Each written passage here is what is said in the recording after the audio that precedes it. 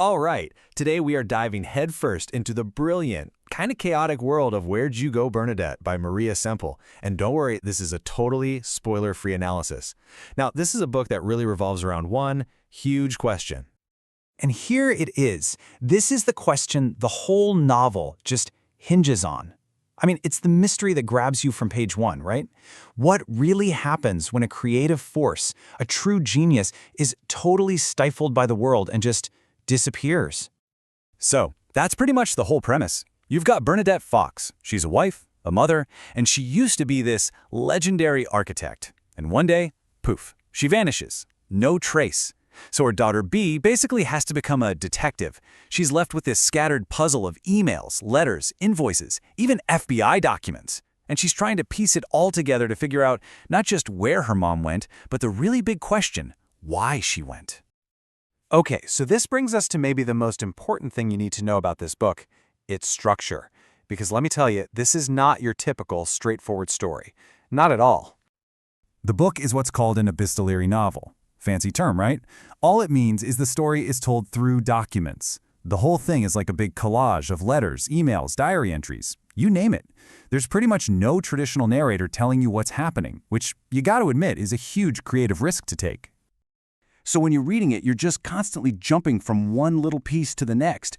Like one minute you're reading this totally frantic email from Bernadette to her virtual assistant who's all the way in India. And then bam! The very next thing you see is this super official, totally passive-aggressive memo from the other parents at her daughter's school. It creates this really fast-paced, almost anxious feeling as you read. And then you get, I don't know, an emergency room invoice. So you see what I mean? The big question this whole format makes you ask is, can a real, compelling human story actually come out of what just looks like a pile of random papers? And that right there is the core of what we're going to talk about. It's not just that there's chaos in this book. It's about the quality of that chaos and, more importantly, how the author, Maria Semple, actually uses it. Okay, so this is what's really at the heart of the book. Think of it like two forces smashing into each other. On one side, you've got Bernadette's inner world. It's messy, it's chaotic, but it's pure creative genius that's been bottled up for way too long. And on the other side, you've got the super rigid, kind of judgy, high society world of Seattle. The whole story is basically the explosion that happens when these two things collide. Look, from a purely craft perspective, this book is just wow. It's a masterclass. That whole storytelling through documents thing, it's not a cheap trick. It's the absolute highlight of the book. It's what gives the story this incredible energy. And that fragmented feeling isn't just for show. It's a perfect reflection of Bernadette's own mind, scattered, anxious, and totally isolated. So here's the main takeaway, the most crucial point. The messy structure is the story. The form and the content are perfectly in sync. The chaotic, fragmented way the story is told, well, that is the story of Bernadette coming apart at the seams. It's just brilliant execution, where how the story is told becomes part of the story itself. All right, so we've established the book is technically brilliant. But here's the real question. Is it actually fun to read? Does it feel good? Let's talk about the experience, because this book is seriously addictive. I love this quote because it just nails the book's tone perfectly. Transforms existential angst into high-level human comedy. I mean, it takes that deep, heavy feeling we all get sometimes, of being lost, of not having a purpose, and it manages to make it absolutely hilarious.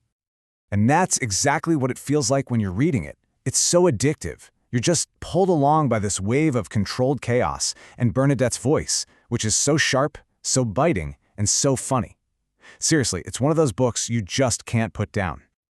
But here's the thing that might surprise you. For a book that will make you laugh out loud, it has this incredibly powerful emotional core. Hiding right under all that sharp satire is a really moving story about family, about the pain of losing who you are, and about that desperate search to find your purpose again. So let's land the plane here. The final verdict. Is this book for you?